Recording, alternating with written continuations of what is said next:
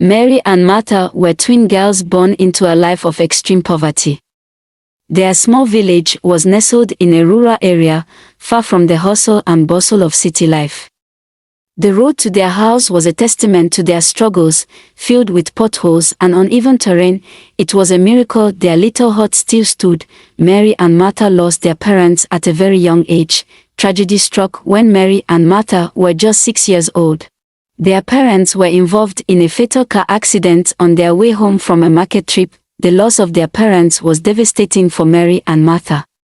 They were left alone and scared, with no one to care for them. Their village community came together to support them, but it wasn't the same as having their parents by their side. As they grew older, Mary and Martha became increasingly desperate to escape their poverty-stricken life. To make ends meet, Mary and Martha took on various odd jobs. Washing clothes for the villagers, babysitting for working-class mothers, and even helping out on neighboring farms. Their diet consisted mainly of palm oil rice, with tiny pieces of dried fish scattered on top. It was a meager meal, but one they were grateful for nonetheless. Their hut was a humble abode, with a thatched roof that leaked whenever the rains came. The air inside was thick with the smell of damp earth and mold. The twins would often joke that their hut smelled like a combination of wet socks and yesterday's cooking.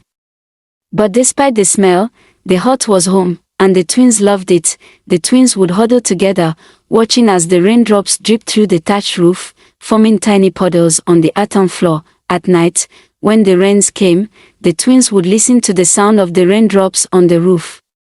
It was a soothing sound, like 1,000 tiny fingers tapping on the thatch. But when the rain seeped through the roof, it created a rhythmic patter on the earthen floor, like a drumbeat in the darkness. Mary and Martha were identical twins, but they had distinct personalities. Mary was the more outgoing of the two, with a quick wit and a sharp tongue. She was the one who would often speak up for the two of them, who would negotiate with the villagers for better prices. Martha, on the other hand, was quieter, more reserved. She was the one who would listen, who would observe, and who would think deeply before speaking. Despite their differences, the twins were inseparable. They shared a special bond, one that only comes from sharing a womb. They could sense each other's emotions, could finish each other's sentences, and could communicate without words. As time went on, the twins began to feel the weight of their circumstances. They would often sit together, watching the sun set over the horizon, and wonder if this was all life had to offer. Is this really how we are going to live our lives? Mary would ask, her voice laced with frustration. What choice do we have? Martha would reply, her eyes cast downward. We don't have any education, no certificates to speak of. These jobs barely put food on the table. The twins felt trapped, like they were stuck in a never-ending cycle of poverty. They longed for something more, something better. But what? They felt like they had no future, no hope, and no one to turn to. They became obsessed with the idea of becoming rich and successful, believing that this would bring them the happiness and security they so desperately craved. One day, as they were walking through the village, they stumbled upon a flyer advertising the services of a powerful native doctor. The flyer promised wealth, prosperity, and a life of ease, all in exchange for a small sacrifice. Mary and Martha exchanged a skeptical glance. They had heard stories about native doctors and their questionable practices. But desperation can drive people to do strange things. After much deliberation, the twins decided to visit the native doctor. They found him in a dimly lit hut on the outskirts of the village, surrounded by an aura of mystery and intrigue. The native doctor listened to their tale, his eyes glinting with a knowing spark. When they finished, he nodded thoughtfully. I can help you, he said, his voice low and hypnotic. But it won't be easy. You'll have to prove your commitment, your willingness to take a risk, and so the twins embarked on a journey that would change their lives forever. They were about to discover that the price of wealth and prosperity was steeper than they could have ever imagined. Mary and Martha exchanged a nervous glance. What did the doctor have in mind? You'll have to sleep in a coffin for 3 days and 3 nights.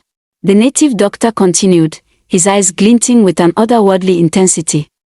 If you can do that, I promise you become rich beyond your wildest dreams. The twins hesitated, unsure of what to do.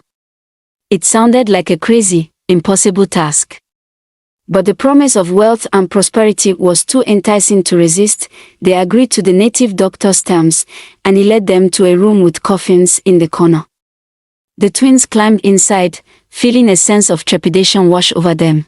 As they entered the coffin, Mary and Martha were enveloped in an inky blackness that seemed to swallow them whole. They were scared, their hearts racing with anticipation. The air was thick and musty, and they could hear the sound of their own ragged breathing, but they stilled themselves, knowing they had to endure this ordeal if they wanted to change their lives. And so they waited, their bodies tense, their minds racing with thoughts of what might happen next. 3 nights passed, and finally, the coffin lid creaked open. Mary and Martha emerged, blinking in the bright sunlight. They were shaken but alive. Baba, the native doctor, greeted them with a nod. "Well done, my daughters," he said. "You have passed the first test. But there is more to come." He led them to a large, steaming aluminum drum filled with boiling water. "You must bathe yourselves in this water," he instructed. "It will purify you and prepare you for the next stage of the ritual." Mary and Martha exchanged a terrified glance. But they knew they had no choice. They took a deep breath and stepped into the drum. The water was scalding hot, and they felt their skin burning. But they endured, knowing they had to see this through. 20 minutes passed, and finally, Baba instructed them to get out. They emerged, their skin red and blistered, but they were alive. Baba handed them a final task. "Bring me a newborn baby," he instructed. "I need its innocence, its purity, to complete the ritual." Mary and Martha were horrified. But they knew they had to obey. They snuck into a nearby village under the cover of night, searching for a newborn baby. They found one, lying on a raffia mat outside a bamboo house. They snatched the baby and brought it back to Baba. He took the baby, applied a white powder to their faces, and instructed them to go and wait for the results. Mary and Martha walked home, tired, hungry, and filled with trepidation. As soon as they got home, they devoured the small bread left on the table and collapsed onto their bed, exhausted. But little did they know, their lives were about to change forever. The next morning, Mary and Martha woke up to find their pillow and bed filled with lots of money. They were shocked, happy, and overwhelmed all at once. They had done it. They had completed the ritual, and now they were rich. But as they gazed at each other, they knew that their journey was far from over. They had made a pact with forces beyond their understanding, and they had no idea what the consequences would be. Mary and Martha couldn't believe their eyes. They had never seen so much money in their lives. They hugged each other, tears of joy streaming down their faces. They quickly got to work, counting and sorting the money. They had no idea how much they had, but they knew it was a small fortune. As they counted the money, they talked about their plans for the future. They had always dreamed of leaving their small village and moving to the city.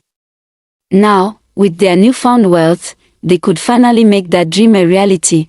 Within weeks, Mary and Martha had packed up their belongings and said goodbye to their village. They boarded a bus and headed to the city, their hearts full of excitement and anticipation.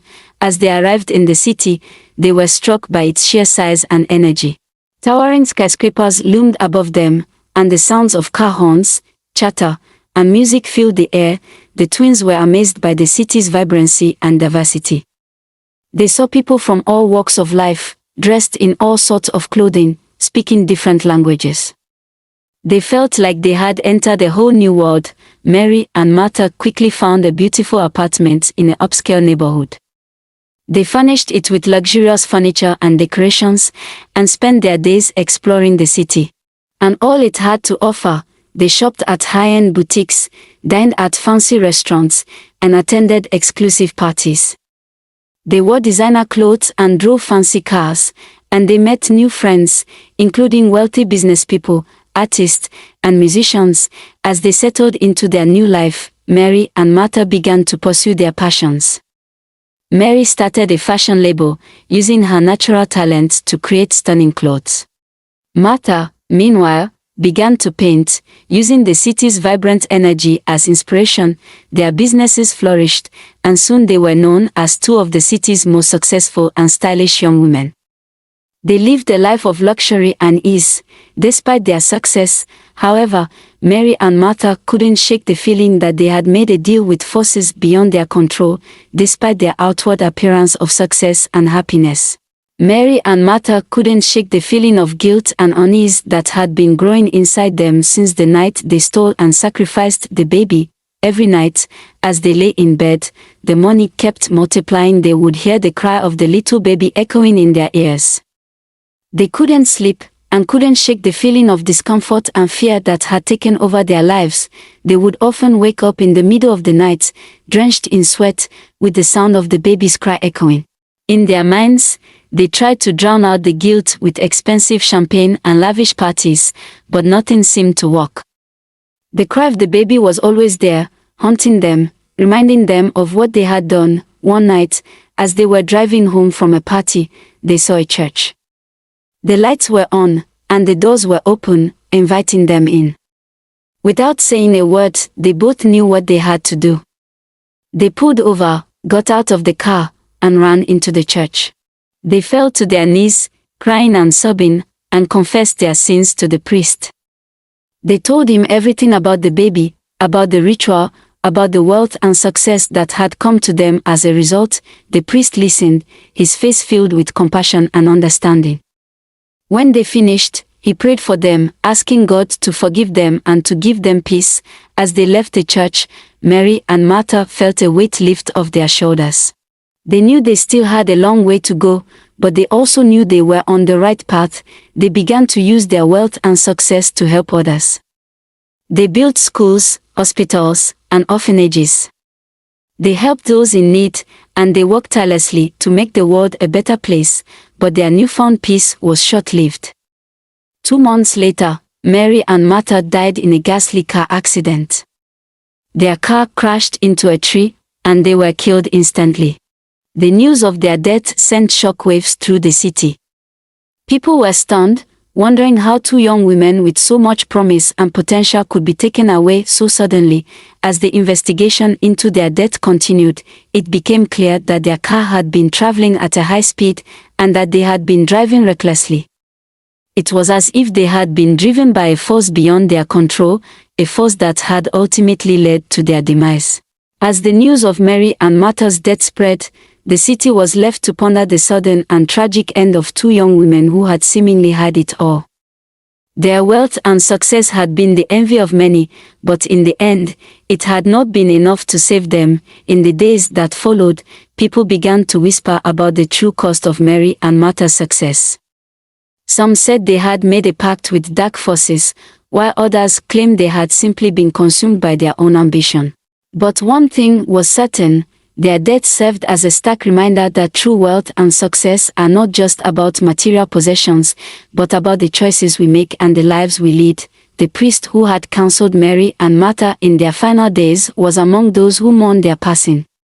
He had seen the depth of their guilt and the sincerity of their repentance, and he knew that they had been trying to make amends for their past mistakes. But in the end, it seemed that their past had caught up with them, and they had paid the ultimate price. The memory of Mary and Martha lived on, a cautionary tale about the dangers of seeking shortcuts to success and the importance of living a life of integrity and purpose. The moral of the story is clear: rituals and sacrifices may promise wealth and success, but they come with a terrible cost. Mary and Martha thought they had found a shortcut to success, but in the end, it was their downfall. Their story serves as a warning to all those who would seek to take shortcuts or make deals with forces beyond their control. True wealth and success come from hard work, determination, and a commitment to doing what is right. Let this be a lesson to all: stay away from rituals and sacrifices, and instead, focus on building a life of purpose, meaning, and integrity. Shortcuts to success may seem tempting, but they can lead to devastating consequences. Remember, the choices we make today can shape our tomorrow. Thanks for watching. I hope you enjoyed this story. Please leave your thoughts in the comment section. Kindly like and share this story with your friends and loved ones, and also anticipate more interesting stories from this channel. See you soon. Bye for now.